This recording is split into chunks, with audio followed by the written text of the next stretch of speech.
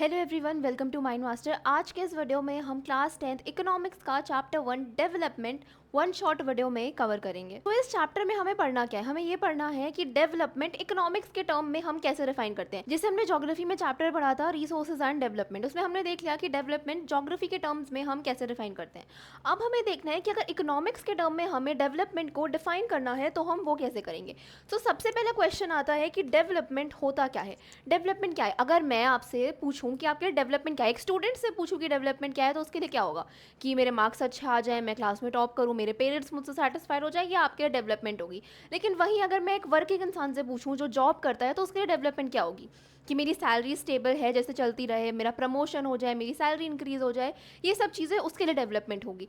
सो ये आइडिया जो होता है डेवलपमेंट का, ये पर्सन टू पर्सन डिफर करता है। लेकिन अगर हम एक कंट्री के टर्म्स में बात करते हैं कि एक कंट्री के लिए डेवलपमेंट किस तरीके से होगी, तो वो ओवरऑल ग्रोथ होती है। ओवरऑल ग्रोथ कैसे कि हमारी इकोनॉमिक डेवलपमेंट हो रही है, हमारी कंट्री की इनकम बढ़ रही है, नेशनल इनकम बढ़ रही है, टोटल इनकम बढ़ रही है, उसके साथ साथ सोशली भी हम आगे बढ़ रहे हैं, साइंटिफिकली हम नई नई चीज़ों को कर रहे हैं। जैसे फॉर एग्जाम्पल बहुत सारे नए मिशन लॉन्च होते हैं किसी कंट्री में, मून पे जाने के लिए, मार्स पे जाने के लिए, कोई भी चीज़ करने के लिए अलग अलग मिशन होते हैं। इस तरीके से कंट्री की डेवलपमेंट होती है। ऐसी ओवरऑल डेवलपमेंट को ही हम इकोनॉमिक्स के टर्म में डिफाइन करते हैं, उसी को हम एक कंट्री की डेवलपमेंट बोलेंगे। सो development is a process that creates growth, brings in progress and positive change. अब डेवलपमेंट क्या होगी? डेवलपमेंट तभी होगी ना जब हम आगे बढ़ेंगे। अब डेवलपमेंट कब होगी? जब कोई पॉजिटिव चेंज आएगा हमारी लाइफ में, जब हम लाइफ में प्रोग्रेस कर रहे होंगे, आगे बढ़ रहे होंगे, उसी चीज़ को हम डेवलपमेंट बोलेंगे। So different person can have different developmental goals. अभी ये मैंने बताया कि अगर मैं एक स्टूडेंट से पूछूं तो उसके लिए डेवलपमेंट होगा कि उसके अच्छे मार्क्स आ जाए, एक वर्किंग इंसान से पूछूं तो उसका डेवलपमेंट होगा कि मेरा प्रमोशन हो जाए। सो ऐसे ही हर इंसान के डेवलपमेंट गोल्स डिफर करते हैं। ऐसे ही एक इंसान के लिए जो चीज़ डेवलपमेंट होगी वो दूसरे के लिए डिस्ट्रक्टिव भी हो सकती है। अब ये कैसे होगा? जैसे फॉर एग्जाम्पल हम लेते हैं कि किसी एक एरिया में ब्रिज का कंस्ट्रक्शन होना है। अब उस ब्रिज के कंस्ट्रक्शन के होने के लिए वहाँ पे जो लोकल एरिया में लोग रह रहे होंगे, फॉर एग्जाम्पल वो कोई स्लम टाइप का एरिया है एंड उस स्लम एरिया में ब्रिज बनाना है। अब उस ब्रिज को बनाने के लिए स्लम्स वाले जो भी लोग रहते होंगे उन सबका घर तोड़ दिया जाएगा। अब उन लोगों के लिए तो वो डेवलपमेंट नहीं होगा ना कि वहाँ पे ब्रिज का फॉर्मेशन हो रहा है, लेकिन आपको ऑफिस जाने के लिए आसानी हो जाएगी क्योंकि वहाँ पे एक ब्रिज बन रहा है, हाईवे का फॉर्मेशन हो जा रहा है फॉर एग्जाम्पल। तो आपके लिए काम आसान हो जाएगा कि आप जॉब जल्दी पहुँच जाएंगे, तो आपके लिए वो डेवलपमेंट है। लेकिन जो लोग वहाँ रह रहे हैं उनके लिए तो वो डिस्ट्रक्शन हो जाएगा। वो जिस जगह पे इतने साल से रह रहे हैं वो उनके पास से चली जाएगी। इसी तरीके से डेवलपमेंट एक इंसान के लिए डेवलपमेंट होगी, लेकिन दूसरे के लिए वो डिस्ट्रक्टिव भी हो सकती है। इसीलिए जो डेवलपमेंट गोल्स होते हैं वो पर्सन टू पर्सन डिफर करते हैं। डेवलपमेंट के लिए लोग जो होते हैं वो मिक्स ऑफ गोल्स देखते हैं। अब डेवलपमेंट जो होती है ना वो दो तरीके की होती है। एक हो जाएगी मटीरियलिस्टिक डेवलपमेंट। मटीरियलिस्टिक मतलब जैसे हमें कोई पैसों में डेवलपमेंट चाहिए, एंड दूसरा टाइप की डेवलपमेंट होती है नॉन मटीरियलिस्टिक। अब इन दोनों से हमें क्या समझ में आ रहा है? मटीरियलिस्टिक डेवलपमेंट क्या होगी? जैसे फॉर एग्जाम्पल हमें घर में फ्रिज चाहिए या फिर कूलर चाहिए या फिर एसी चाहिए, ये सब हमारी मटीरियलिस्टिक डेवलपमेंट हो जाएंगी। एक घर की मैं बात कर रही हूँ। नॉन मटीरियलिस्टिक डेवलपमेंट क्या हो जाएगी कि हमारे अच्छे दोस्त बन जाए, हमारा फैमिली के साथ अच्छा बॉन्ड हो, ये सब नॉन मटीरियलिस्टिक चीज़ों में आ जाएगा। सो इंसान जो होता है वो मिक्स ऑफ गोल्स देखता है जब वो एक डेवलपमेंट के बारे में बात करो। तो जैसा कि कहा कि डेवलपमेंट जो होगी वो ओवरऑल ग्रोथ होती है। ऐसा नहीं है कि सिर्फ इकोनॉमिक डेवलपमेंट हो जाए, घर में पैसे आने लगे या फिर कमाई होने लगे ज़्यादा, तो उसी को हम डेवलपमेंट बोलेंगे। नहीं, डेवलपमेंट ओवरऑल होनी चाहिए। डेवलपमेंट मिक्स ऑफ गोल्स लोग देखते हैं। एक मटीरियलिस्टिक गोल्स रहेंगे, एक नॉन मटीरियलिस्टिक हो जाएंगे। मटीरियलिस्टिक जो चीज़ें हमें ज़रूरत होती हैं, जो हम पैसों से खरीद सकते हैं, एंड नॉन मटीरियलिस्टिक वो चीज़ें जिन्हें हम पैसों से नहीं खरीद सकते। फॉर एग्जाम्पल कोई रिलेशन हो गया, कोई दोस्ती हो गई, फैमिली बॉन्डिंग हो गई, ये सब चीज़ें हम पैसों से नहीं खरीद सकते हैं। सो इसी को हम ओवरऑल डेवलपमेंट को अगर बात करते हैं तो उसी को हम डेवलपमेंट कहेंगे। तो आइडिया ऑफ डेवलपमेंट जो होता है वो पर्सन टू पर्सन डिफर करता है। जैसे एक इंसान के लिए जो चीज़ डेवलपमेंट है वो दूसरे के लिए नहीं हो सकती है। अब डेवलपमेंट के कॉन्सेप्ट को समझने के बाद हमें देखना है कि नेशनल डेवलपमेंट क्या होता है। अब नेशनल डेवलपमेंट होगा overall progress and improvement of a country in various aspects. अब अगर हम एक नेशनल डेवलपमेंट बात करते हैं, जैसे हमने एक घर की डेवलपमेंट की बात करी, तो उसमें तो घर में कोई सामान आ गया, फैमिली में बॉन्डिंग अच्छी हो गई, ये डेवलपमेंट हो जाएगा उस घर के लिए। लेकिन अगर हम नेशनल लेवल पे बात करते हैं कि एक कंट्री के लिए डेवलपमेंट किस तरीके से होगी, तो वो कैसे होगी? वो इकोनॉमिक लेवल पे होगी, सोशल लेवल पे होगी, पॉलिटिकल लेवल पे होगी। हर लेवल पे जब डेवलपमेंट होगी तभी हम उसे नेशनल डेवलपमेंट कहेंगे। जैसे फॉर एग्जाम्पल एक कंट्री की नेशनल इनकम ज़्यादा है तो ये ज़रूरी नहीं है कि उस कंट्री के लिटरेसी रेट भी हाई हो, ऐसा नहीं होगा। तो इसलिए जब हम नेशनल डेवलपमेंट की बात करते हैं तो हम हर एस्पेक्ट में डेवलपमेंट को देखते हैं। अब ये जानना बहुत ज़रूरी है कि डिफरेंट पर्सन्स जो होते हैं उनका डिफरेंट नोशन हो सकता है डेवलपमेंट का। एक कंट्री की डेवलपमेंट के लिए अलग अलग इंसान का अलग नोशन हो सकता है। एक इंसान के लिए वो काम कर रहा है, वो कंट्री की डेवलपमेंट में कर रहा है, लेकिन दूसरे इंसान के लिए वो ये मान सकता है कि वो कंट्री की डेवलपमेंट में नहीं है, बिकॉज अगेन डेवलपमेंट का कॉन्सेप्ट जो है वो पर्सन टू पर्सन डिफर करता है। तो बेसिकली नेशनल डेवलपमेंट का कॉन्सेप्ट क्या हो जाएगा कि जब हम ओवरऑल प्रोग्रेस करते हैं कंट्री की सोशल लेवल पे, इकोनॉमिक लेवल पे, पॉलिटिकल लेवल पे, तो हम इसको बोल देंगे नेशनल डेवलपमेंट। अब इसके बाद तो नेशनल इनकम क्या होता है? अब एक कंट्री में जितने भी वर्किंग पॉपुलेशन है उसकी इनकम को हम नेशनल इनकम बोल देंगे।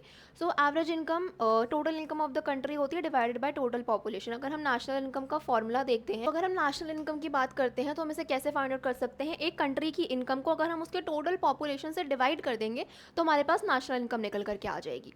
एंड इस नेशनल इनकम को हम पर कैपिटा इनकम भी बोल सकते हैं या फिर एवरेज इनकम भी बोल सकते हैं, तीनों सेम ही बात चीज़ होती है। नेशनल इनकम के बाद नेक्स्ट तो अब हमें कैसे पता चलता है कि कोई कंट्री डेवलप्ड है, डेवलपिंग है या फिर अंडर डेवलप्ड है? सो हमें डेटा दे दिया गया है कि अगर किसी कंट्री की पर कैपिटा इनकम इतने डॉलर से ज़्यादा होगी तो हम उसे हाई इनकम कंट्रीज़ बोलेंगे। हाई इनकम कंट्रीज़ यानी कि डेवलप्ड कंट्रीज हो जाएंगी। अब इसका एग्जाम्पल क्या हो जाएगा? जैसे फॉर एग्जाम्पल यूएसए, फ्रांस, ये सब जो है ये डेवलप्ड कंट्रीज़ हैं। वहीं अगर वो कंट्रीज़ हम देखें जिनकी हमारी पर कैपिटा इनकम $2500 से कम होती है, देन उन्हें हम लो इनकम कंट्रीज़ बोलते हैं, इसी को बोलेंगे अंडर डेवलप्ड कंट्रीज़। इसके बाद लास्ट जो आता है इंडिया, जो होती है वो लो मिडिल इनकम कंट्रीज़ के अंदर आती है। एंड 2019 का डेटा दे रखा है इंडिया का कि 2019 में इंडिया की पर कैपिटा इनकम कितनी। इससे भी एक इंपॉर्टेंट क्वेश्चन निकल करके आता है कि हमने कंट्रीज़ को जज करने के लिए यूएस डॉलर को ही क्यों लिया है, हमने कोई और करेंसी यूज़ क्यों नहीं की? अगर हमें इंडिया को जज करना है तो हमें तो रुपीज़ लेनी चाहिए थी, लेकिन ऐसा नहीं होता है। ये क्यों होता है? अब हम यूएस डॉलर को ही स्टैंडर्ड इसलिए मानते हैं कि डॉलर जो है वो सबसे स्टेबल करेंसी होती है। वर्ल्ड वॉर 1 हुई, वर्ल्ड वॉर 2 हुई, इतने हमारे चीज़ें हुई, उसके बाद भी ना सब कुछ होने के बाद भी यूएस डॉलर जो है वो स्टेबल ही रहा, इसीलिए हम स्टैंडर्ड के लिए यूएस डॉलर को ही यूज़ करते हैं। अब ये इंपॉर्टेंट क्वेश्चन आ सकता है कि हम यूएस डॉलर को ही स्टैंडर्ड क्यों मानते हैं? सो इसमें हमें ये लिखना है क्योंकि वो एक बहुत स्टेबल करेंसी है। नेक्स्ट हमें एक टेबल दे रखी है जिसमें हमें दो कंट्रीज़ दे रखी हैं एंड इन दोनों कंट्रीज़ का हमें एवरेज निकालना है। अब अगर हम इन कंट्री ए और कंट्री बी को देखते हैं सो उसमें दे रखा है कि मंथली इनकम कितनी होती है अलग अलग लोगों की। अगर हम इन दोनों कंट्रीज़ का इनकम का डिस्ट्रीब्यूशन देखते हैं तो उसमें कितना बड़ा गैप है हम देख रहे हैं। एक सिटीजन 500 कमा रहा है, 500 500 500, फिर लास्ट वाला सिटीजन जो है ये 48,000 कमा ले रहा है एंड इससे जो है कंट्री का एवरेज इनकम बैलेंस हो गया। लेकिन वही अगर हम फर्स्ट कंट्री को देखते हैं तो वहाँ पे इक्विटेबल डिस्ट्रीब्यूशन एक तरीके, जैसे यहाँ पे 95 है, यहाँ पे 10 है, यहाँ पे 98 है, इस तरीके से इक्विटेबल डिस्ट्रीब्यूशन है, इससे एवरेज जो है वो 10,000 आ जाएगा। अब हम देखेंगे कंट्री है कंट्री भी, दोनों का एवरेज तो सेम दे रखा है, लेकिन अगर हम उस कंट्री के अंदर जाकर के देखते हैं तो हमें पता चलेगा कि रिच और पुअर के बीच में बहुत ज़्यादा गैप है। एंड यही एक ड्रॉबैक है एवरेज इनकम के कॉन्सेप्ट का, क्योंकि एवरेज इनकम हमें ये तो बता देगी कि कंट्री की टोटल इनकम कितनी होगी, लेकिन हम ये नहीं जान पाते हैं कि पर सिटीजन कितना हमारे पास डिस्ट्रीब्यूशन आ रहा है। जैसे फॉर एग्जाम्पल इंडिया की भी एवरेज इनकम बहुत ज़्यादा हाई आ जाती है, लेकिन इंडिया में भी रिच एंड पुअर के बीच में गैप बहुत ज़्यादा है। अब ऐसा क्यों होता है कि हमारी एवरेज इनकम जो है वो अच्छी आ जाती है, बाकी कंट्रीज़ जैसी आ जाती है ऑलमोस्ट? ये क्यों होता है? क्योंकि हम यहाँ देख ही रहे, जैसे यहाँ हम देख रहे हैं कि फर्स्ट 4 लोग तीनों चारों लोग जो हैं ये 500 कमा रहे हैं, लास्ट में एक ने 48,000 करके हमारा एवरेज इनकम बैलेंस कर दिया। इसी तरीके से इंडिया में भी बहुत सारे बड़े बड़े लोग प्रेजेंट हैं, जैसे फॉर एग्जांपल टाटा हैं, अंबानीज़ हैं, ये सब लोग इंडिया में प्रेजेंट है। इनकी वजह से हमारी एवरेज इनकम जो होती है ये बैलेंस हो जाती है। लेकिन अगर हम कंट्री के अंदर जाकर के देखेंगे तो उसमें इक्विटेबल डिस्ट्रीब्यूशन नहीं हो रखा है। ये एक इंपॉर्टेंट क्वेश्चन आ जाता है कि एवरेज इनकम के ड्रॉबैक्स क्या होते हैं। सो ड्रॉबैक्स में हमें ये लिख देना है कि हमें ये नहीं समझ में आता कि उस कंट्री में कितने लोग जो हैं कितना कमा रहे हैं, हमें इक्विटेबल डिस्ट्रीब्यूशन नहीं दिखता है, हमें रिच एंड पुअर लोगों के बीच का गैप नहीं दिखता है, एंड यही सब हो जाएंगे एवरेज इनकम के ड्रॉबैक्स। इसके बाद नेक्स्ट हमें कुछ इंपॉर्टेंट टर्म्स दे रखी हैं, जैसे इन्फेंट मॉर्टैलिटी रेट है, लिटरेसी रेट है, नेट अटेंडेंस रेशियो है, ये सब चीज़ें क्या होती है। इन्फेंट मॉर्टैलिटी रेट क्या होता है? The number of children that die before the age of 1। अब ये क्यों होता है? अगेन अगर हमारा कोई भी एक कंट्री प्रेजेंट है, उस कंट्री में अच्छे हॉस्पिटल्स प्रेजेंट नहीं हैं या फिर अच्छी हेल्थ फैसिलिटीज़ अवेलेबल नहीं है, सो वहाँ पे इन्फेंट मॉर्टैलिटी रेट क्या हो जाएगा? बहुत ज़्यादा हाई हो जाएगा। एंड इसी वजह से वो एंड इसी वजह से बच्चों की डेथ जो होती है ये 1 ईयर से पहले हो जाती है। इसका हम कैसे प्रपोर्शन लेते हैं, 1000 में से कितने बच्चे रह रहे हैं पर ईयर। इसके बाद नेक्स्ट हमें देखना है लिटरेसी रेट। लिटरेसी रेट क्या है, proportion of literate population in 7 and above age group. अब हमें लिटरेसी रेट कैसे पता चलेगा कि 7 से अबव जो भी एज के लोग प्रेजेंट होंगे कंट्री में, उनमें से कितने लोग लिटरेट हैं। जैसे फॉर एग्जाम्पल 1000 लोग प्रेजेंट हैं above the age of 7 years. अब हमें ये देखना है कि उन 1000 में से कितने लोग लिटरेट हैं। इसके बाद नेक्स्ट हो जाएगा नेट अटेंडेंस रेशियो। ये क्या होता है, total number of children of age group 14 and 15 attending the school age पर the percentage of total number and children present there. जैसे फॉर एग्जांपल एक एरिया में 14-15 ईयर्स के 1000 चिल्ड्रन प्रेजेंट है। अब हमें ये चेक करना है कि उन 1000 में से कितने बच्चे स्कूल को अटेंड कर रहे हैं। तो इसी को हम बोल देंगे नेट अटेंडेंस रेशियो। इस समय ये पता चलता है कि एक कंट्री में, इस समय ये पता चलता है कि एक जगह पे कितने लोग पढ़ने के लिए आ रहे हैं आउट ऑफ द पीपल जो उस एरिया में प्रेजेंट होंगे। सो ये 3 इंपॉर्टेंट टर्म्स है। सबसे पहला था इन्फेंट मोर्टेलिटी रेट, बताता है कि एक एरिया में कितने बच्चे प्रेजेंट हैं जिनकी 1 ईयर से पहले ही डेथ हो गई है। इसके बाद नेक्स्ट है लिटरेसी रेट, जो हमें ये बताता है कि एक कंट्री में कितनी लिटरेट पॉपुलेशन प्रेजेंट है। एंड इसके बाद लास्ट है नेट अटेंडेंस रेशियो, जो हमें बताता है कि एक कंट्री में कितने बच्चे स्कूल जा रहे होंगे। इसके बाद हमें अलग अलग जगहों का दे रखा है infant mortality rate, literacy rate and net attendance ratio. जैसे फॉर एग्जांपल हम हरियाणा को देखते हैं तो उसका इन्फेंट मोर्टालिटी रेट 30 है, केरला का 7 है। कितना, इस हमें ये समझ में आ रहा है कि केरला की हेल्थ फैसिलिटीज़ बहुत अच्छी हैं, तभी उसका इन्फेंट मोर्टालिटी रेट इतना लेस है।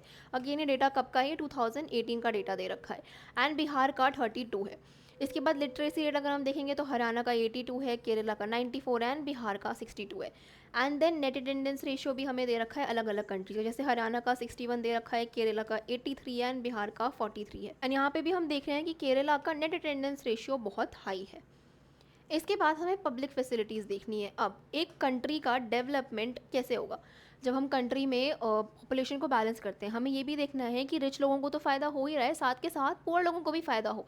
इसके लिए हम क्या करते हैं, हम पब्लिक फैसिलिटीज़ देते हैं। अब अगेन पब्लिक फैसिलिटीज़ ऐसा नहीं है कि वो सिर्फ पुअर लोगों के लिए अवेलेबल होती है, सबके लिए अवेलेबल होती है। पब्लिक फैसिलिटीज़ पूरे कंट्री के लोगों के लिए अवेलेबल करी जाती हैं। सो पब्लिक फैसिलिटी जैसे कि क्या हो गया, हॉस्पिटल हो गया, स्कूल हो गया, ट्रांसपोर्टेशन हो गया, ये हर एक इंडिविजुअल को दी जाती है। एंड इनफैक्ट इन सब चीज़ों की हम फीस जो है ये मिनिमल रखते हैं ताकि सारे कंट्री के लोग इसे यूज़ कर पाए। जैसे फॉर एग्जांपल बस वगैरह का टिकट अगर हम देखेंगे तो 5-10 रुपये का आता है। क्यों, ताकि हम कंट्री के हर लोगों तक ये सुविधाएं पहुंचा पाएं। इसलिए तो पब्लिक फैसिलिटीज़ बनाई गई है कि सिर्फ रिच लोगों को फ़ायदा ना हो, पुअर लोगों को भी उसका फ़ायदा हो। जैसे हमने हॉस्पिटल देखा है, गवर्नमेंट हॉस्पिटल्स बनाए जाते हैं, उसमें भी मिनिमल फीस रखी जाती है, लोगों के लिए अवेलेबल किए जाती हैं फैसिलिटीज़। उसके बाद ट्रांसपोर्टेशन, स्कूल्स भी गवर्नमेंट स्कूल्स होते हैं जिनकी मिनिमल फीसेज होती हैं। प्राइवेट स्कूल्स भी होते हैं, जो लोग अफोर्ड कर पाते हैं वो प्राइवेट स्कूल में जाते हैं। तो ये पब्लिक फैसिलिटीज़ हो गई जो हर एक इंडिविजुअल को देते हैं कंट्री के। इसके बाद कुछ स्टेट्स में पीडीएस भी दिया जाता है। पीडीएस क्या होता है, पब्लिक डिस्ट्रीब्यूशन सिस्टम। तो ये पब्लिक फैसिलिटीज़ हो जाएंगी। इसके बाद हमें नेक्स्ट एक कॉन्सेप्ट देखना है जो कि है body mass index. Body mass index क्या होता है, बीएमआई होता है। इससे हमें पता चलता है कि हमारा वेट टू हाइट का रेशियो कितना है। अब ऐसा किया जाता है कि डिपेंडिंग अपॉन पर्सन की हाइट कितनी है, हमने उसका एक डेजिग्नेटेड वेट कर दिया कि अगर आपकी 6 फुट हाइट है तो आपका इतना वेट होना चाहिए, अगर आपकी 5 फुट हाइट है तो आपका इतना वेट होना चाहिए। इसी तरीके से हम बीएमआई कैलकुलेट करते हैं। बीएमआई का फॉर्मूला एक्चुअली में क्या होता है, हम वेट लेते हैं केजी में और हाइट लेते हैं मीटर में, हाइट का स्क्वायर लेते हैं।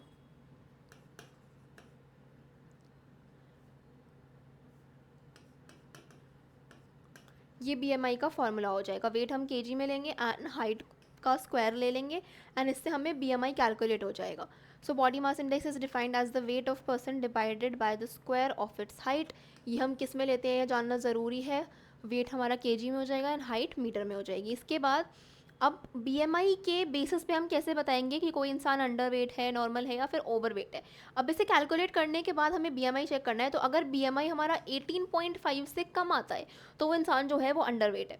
हेल्दी कितना होगा, 18.5 से 24.9 अगर बीएमआई आता है तो वो इंसान हम हेल्दी मानेंगे। इसके बाद ओवरवेट कौन होते हैं, जो 24.9 से ऊपर जाते हैं। इसके बाद ओबेसिटी और ये सब अलग अलग हमारे आ जाते हैं।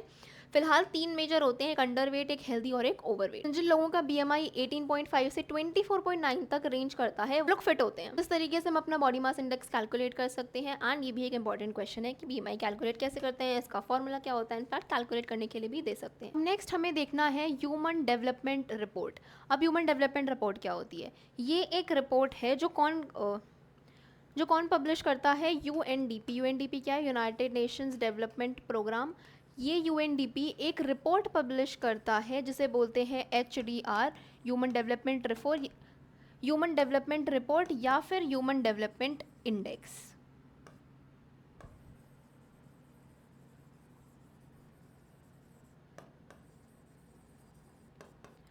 अब ये किस बेसिस पे हम ये एचडीआर जो है ये किस बेसिस पर पब्लिश करते हैं? ह्यूमन डेवलपमेंट रिपोर्ट हम इसमें कंपेयर करते हैं कंट्रीज़ को on the basis of health कर लेंगे, स्टेटस कर लेंगे, एजुकेशनल लेवल कर लेंगे, पर कैपिटा इनकम कर लेंगे। इन सब बेसिस पे हम अलग अलग कंट्रीज़ को कंपेयर करते हैं एंड देन फिर लास्ट में एक रिपोर्ट निकालते हैं कि हाँ, इस कंट्री की डेवलपमेंट इतनी हो रही है और इस कंट्री की डेवलपमेंट अलग हो रही है। जैसे यहाँ पे फॉर एग्जाम्पल दे रखा है, जैसे फॉर एग्जांपल ये एनसीईआरटी में डायग्राम दे रखा है जिसमें अलग अलग कंट्रीज़ का हमें ग्रॉस नेशनल इनकम दे रखा है, एचडीआई दे रखा है, एचडीआई मतलब क्या, ह्यूमन डेवलपमेंट इंडेक्स दे रखा है, ये सब दे रखा है। अब अगर हम इसमें इंडिया की रैंक देखते हैं सो इंडिया श्रीलंका से नीचे आता है एंड इसी को हम बोलते हैं ह्यूमन डेवलपमेंट इंडेक्स या फिर ह्यूमन डेवलपमेंट रिपोर्ट, जिसमें हम अलग अलग कंट्रीज़ को on the basis of health हो गया, इनकम हो गया या फिर स्टेटस हो गया, इस बेसिस पे हम अलग अलग कंट्रीज़ को कंपेयर करते हैं और फिर लास्ट में एक रिपोर्ट निकाल करके देते हैं कि हाँ, इस कंट्री में इतना डेवलपमेंट हो रहा है। अगर हम इंडिया की रैंक देखते हैं तो इंडिया की रैंक 130 आई थी as per as 2019 report. I guess अभी अगर हम रिसेंट डेटा के अकॉर्डिंग देखते हैं तो 131 रैंक आती है इंडिया की एंड एनसीईआरटी में तो 130 रैंक ही दे रखी है।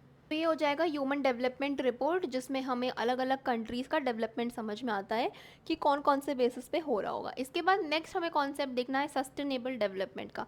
अगेन ये कॉन्सेप्ट हम बहुत बार पढ़ चुके हैं, हमने हिस्ट्री में भी देखा है, ज्योग्राफी में भी देखा है, इकोनॉमिक्स में भी देख रहे हैं। अब इकोनॉमिक्स के बेसिस पे हम सस्टेनेबल डेवलपमेंट क्या कहेंगे? तो सस्टेनेबल डेवलपमेंट क्या होता है? सबसे पहले कि हमें फ्यूचर कि हमें प्रेजेंट की डेवलपमेंट भी करनी है एंड हमें ये भी ध्यान रखना है कि हम अपनी आज की नीड्स को पूरा करने के चक्कर में फ्यूचर की नीड्स के साथ खिलवाड़ ना करें। जैसे फॉर एग्जांपल हम आज वाटर का इतना एक्सेसिव यूज़ कर रहे हैं कि फ्यूचर तक हमारा ग्राउंड वाटर का जो लेवल है वो बहुत ज़्यादा नीचे चला जाएगा, इनफैक्ट पानी ख़त्म हो जाएगा ऑलमोस्ट। इसी तरीके से पेट्रोल्स हो गए, ये सब जो चीज़ें हो गई, ये सब चीज़ें भी धीरे धीरे करके ख़त्म हो रही हैं। ये क्यों हो रहा है?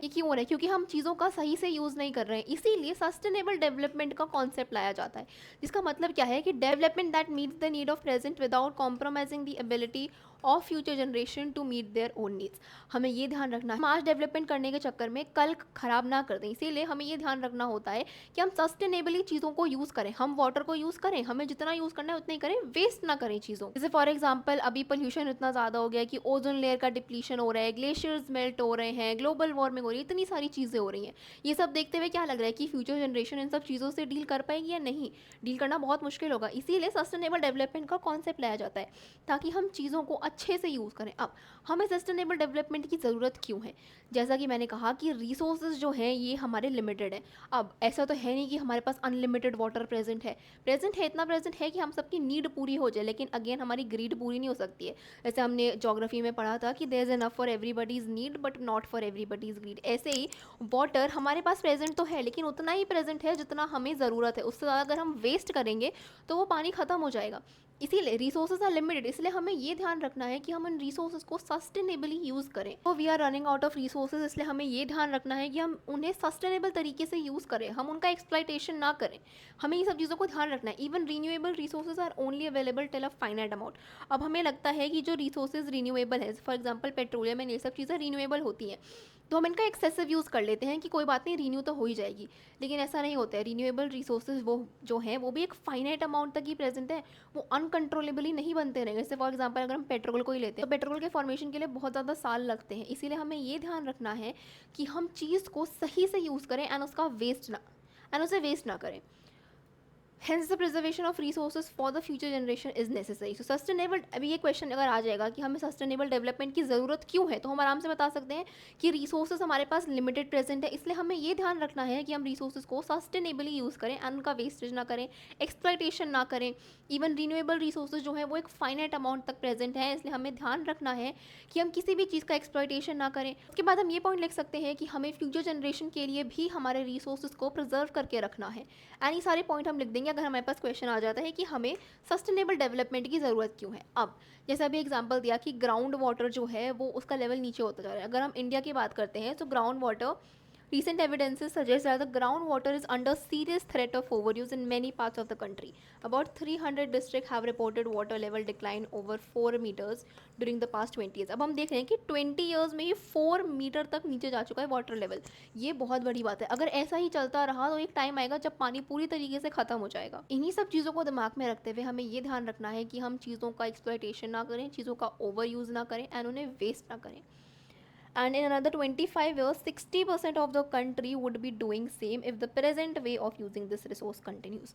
अब अगर जिस तरीके से हम अभी यूज़ कर रहे हैं ऐसे ही हम आगे भी करते रहेंगे तो बहुत जल्दी ग्राउंड वाटर लेवल एकदम ज़ीरो तक आ जाएगा, जितना जल्दी एक्सप्लॉयटेशन हो रहा है। तो अभी अगर हम इसका एग्जांपल लेकर के समझते हैं तो जब इंडिया आज़ाद हुई होगी तब इंडिया की पॉपुलेशन जितनी थी उससे आज इंडिया की पॉपुलेशन ज़्यादा है, लेकिन इंडिया का लैंड थोड़ी इंक्रीज़ हुआ है। इतना लैंड तब प्रेजेंट था, आज भी उतना ही लैंड प्रेजेंट है, लेकिन पॉपुलेशन इंक्रीज़ हो जा रही है। इसीलिए हमें ये ध्यान रखना है कि हम चीज़ों को सही तरीके से यूज़ करें, क्योंकि लैंड फाइनाइट अमाउंट में ही प्रेजेंट है। हमें इतने ही लैंड पे क्रॉप्स को भी ग्रो करना है, सॉइल की फर्टिलिटी को भी ध्यान रखना है, कंट्री की पॉपुलेशन को भी ध्यान में रखना है, ग्राउंड वाटर लेवल हमारा कम ना हो, ये चीज़ भी ध्यान रखनी है।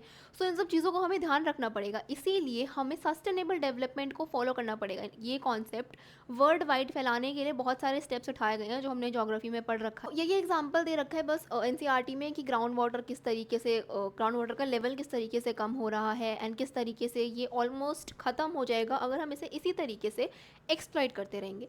अब जैसे हमने बात किया कि हम वाटर को एक्सप्लॉइट कर रहे हैं, वैसे ही नेचुरल रिसोर्सेज का भी एग्जॉस्शन हो रहा है। जैसे reserves would last only 50 years more. अब जो है वर्ल्ड एनर्जी रिव्यू ने 2018 में ही बोल दिया था कि हमारे रिजर्व्स जो हैं ये सिर्फ 50 ईयर्स मोर ही लास्ट करने वाले हैं अगर इसी तरीके से हम इसका यूज़ करते रहे तो। रिजर्व जैसे कौन से हो गए, ये जो ऑयल्स वगैरह प्रेजेंट होते हैं, क्रूड ऑयल्स होते हैं, पेट्रोलियम होता है, कोल होता है, ये सब चीज़ें जो हैं ये 50 ईयर्स में ख़त्म हो जाएंगी। ये बात 2018 में बोली थी एंड तब से लेकर के आज तक कोई सुधार नहीं आया है। अभी भी हम चीज़ों का एक्सप्लॉयटेशन ही करे जा रहे हैं। अगर ऐसे ही चलता रहा तो आने वाले कुछ सालों में इस तरीके से चीज़ें ख़त्म हो जाएंगी। इसीलिए हमें ये ध्यान रखना है कि हमें शिफ्ट कर जाना है चीज़ों को। जैसे फॉर एग्जाम्पल हम तेल का यूज़ करते हैं या फिर कोयले का यूज़ करते हैं एनर्जी के प्रोडक्शन के लिए, अब सोलर और विंड एनर्जी को यूटिलाइज करना चाहिए ताकि इन चीज़ों का एक्सप्लॉयटेशन ना हो। इसी तरीके से इंडिया जो है वो ऑयल के इम्पोर्ट के लिए डिपेंड होता है अब्रॉड की कंट्रीज़ पे। हमें ये ध्यान रखना है कि हम डिपेंडेंट ना रहे अदर कंट्रीज़ पे अपनी कंट्री के डेवलपमेंट के लिए। इसके बाद नेक्स्ट एक इंपॉर्टेंट क्वेश्चन बनता है इसी टॉपिक से कि consequences of environmental degradation do not respect national और स्टेट बाउंड्रीज। ये जो है ये एक इंपॉर्टेंट क्वेश्चन है, इनफैक्ट आ भी चुका है काफ़ी बार। ये क्वेश्चन बेसिकली क्या कहता है कि जब भी हम एनवायरनमेंट को डिग्रेड करते हैं तो उसके कॉन्सिक्वेंसेज सिर्फ एक इंसान नहीं फेस करता है, पूरा वर्ल्ड फेस करता है। ये एनवायरमेंटल डिग्रेडेशन के कॉन्सिक्वेंसेज जो हैं ये कोई भी नेशनल या फिर स्टेट बाउंड्री को नहीं देखेंगे। अभी इंडिया में अगर कोई एक हमारा स्टेट बहुत ज़्यादा एक्सप्लॉइट कर रहा है रिसोर्सेज को, तो सिर्फ उस एक स्टेट को नहीं पूरे इंडिया को नुकसान होगा। हमारे अगर हम पूरे अर्थ की बात करते हैं उसमें अगर कोई एक कंट्री रिसोर्सेज को डिग्रेड कर रही है, एक्सप्लॉइटेशन कर रही है, तो सिर्फ उस एक कंट्री को प्रॉब्लम नहीं होगी, पूरे वर्ल्ड को प्रॉब्लम झेलनी पड़ेगी। जैसे फॉर एग्जांपल अभी ओजोन लेयर का डिप्लीशन हुआ है, तो उस डिप्लीशन के चलते ऐसा तो है नहीं कि सिर्फ एक कंट्री को ही प्रॉब्लम हुई है, नहीं, पूरे वर्ल्ड को प्रॉब्लम फेस करनी पड़ रही है, अलग अलग कंट्रीज़ में हो रही है। इसीलिए जब भी हम एनवायरनमेंट को डिग्रेड करते हैं तो उससे सिर्फ एक इंसान का फ़ायदा या नुकसान नहीं होता है, पूरी दुनिया को इसका कॉन्सिक्वेंसेज झेलने पड़ते हैं। So our future is linked together, so will be the consequences of the action done by any given country. कोई एक कंट्री करे या पूरा वर्ल्ड करे, कॉन्सिक्वेंसेज तो पूरे वर्ल्ड को ही झेलने पड़ेंगे। इसीलिए हमें पूरे वर्ल्ड को साथ आकर के यूनाइट होकर के ध्यान रखना है कि हम रिसोर्सेज का सही तरीके से यूज़ करें, सस्टेनेबली यूज़ करें एंड फालतू की वेस्टेज ना करें, चीज़ों की एक्सप्लॉयटेशन ना करें एंड इनफैक्ट चीज़ों को मैक्सिमम यूटिलाइजेशन तक यूज़ करें। जैसे अगर कोई रीन्यूएबल चीज़ है, अगर कोई चीज़ हम फिर से यूज़ कर सकते हैं तो उसे फेंके ना। इसी तरीके से हमें ये सब कॉन्सेप्ट को पूरे वर्ल्ड में, ऑल ओवर द वर्ल्ड, हमें इसे कॉन्सेप्ट को प्रमोट करना पड़ेगा ताकि लोग इसे फॉलो करें एंड ये कॉन्सिक्वेंसेज हमें ना झेलने पड़े। So it is important to spread the concept of sustainable development before it gets too late. अगर ये क्वेश्चन हमारे पास आ जाता है कि consequences of environmental degradation does not respect any state और नेशनल बाउंड्रीज, तो हम इसमें आराम से लिख सकते हैं कि जब भी कोई कंट्री या फिर कोई भी स्टेट किसी भी चीज़ को डिग्रेड करता है, एक्सप्लॉइट करता है रिसोर्सेज को या फिर नेचर को, तो उसका कॉन्सिक्वेंस जो होगा वो सिर्फ एक कंट्री को नहीं झेलना पड़ेगा। इसमें हम कोई भी एग्जांपल दे सकते हैं, ग्लेशियर्स मेल्ट हो रहे हैं, ग्लोबल वार्मिंग हो रही है। अब ग्लोबल वार्मिंग किसी एक कंट्री में तो हो नहीं रही है, पूरे अर्थ में हो रही है, ऑल ओवर द ग्लोब हो रही है। तो ये सब हमें एग्जांपल्स दे देने हैं एंड ये आराम से आ जाएगा, 3 या 5 मार्क्स का क्वेश्चन बन जाता है इसके ऊपर। सो ये इंपॉर्टेंट क्वेश्चन है। तो ये इस चैप्टर का लास्ट टॉपिक था। अब हमने सारी चीज़ें पढ़ ली हैं कि डेवलपमेंट कैसे होता है, किस तरीके से हम फॉलो करते हैं। अगर हम स्टार्टिंग से देखते हैं तो हमने देख लिया है सबसे पहले कि डेवलपमेंट का मतलब क्या होता है, उसके बाद अलग अलग लोगों की डेवलपमेंट अलग तरीके से होती है। फिर हमने देखा नेशनल डेवलपमेंट क्या होती है, नेशनल डेवलपमेंट हम कैसे बताते हैं, नेशनल इनकम के थ्रू बताते हैं। फिर हमने कुछ इंपॉर्टेंट टर्म्स देख ली हैं, आईएमआर देख लिया है, इन्फेंट मोर्टेलिटी रेट हो गया, नेट अटेंडेंस रेशियो हो गया, ये सब चीज़ें देख ली हैं। इसके बाद हमने बॉडी मास इंडेक्स क्या होता है, पब्लिक फैसिलिटी क्या होती है, उसके बाद ह्यूमन डेवलपमेंट रिपोर्ट क्या होती है, एंड देन रिसोर्सेज एंड इनका एग्जॉशन, सस्टेनेबल डेवलपमेंट, ये सब चीज़ें देख ली हैं। चैप्टर ज़्यादा लेंदी नहीं है, एनसीईआरटी में भी ज़्यादा पेजेस का नहीं होगा, आई गेस 6-7 पेजेस का ऐसे ही दे रखा है। और ये चैप्टर पूरा का पूरा अंडरस्टैंडिंग वाला है। अगर हम नेचर को जानते हैं, कंट्री को जानते हैं, या फिर जानते हैं कि वर्ल्ड में किस तरीके से डेवलपमेंट हो रहा है, तो ये चैप्टर कुछ मुश्किल नहीं है। बस इसमें यही बता रखा है कि अलग अलग कंट्रीज़ की डेवलपमेंट कैसे होती है, नेशनल डेवलपमेंट कैसे होता है, all over the world development कैसे होती है, बस यही सब चीज़ें हैं। एंड इसमें कुछ 3-4 इंपॉर्टेंट क्वेश्चंस जो थे वो बता दिए हैं, एंड इसके साथ ही चैप्टर खत्म होता है। आई होप आपको ये चैप्टर समझ में आया होगा। अगर हाँ, देन चैनल को सब्सक्राइब करें, वीडियो को लाइक करें। I will see you in the next one. Till then bye and thank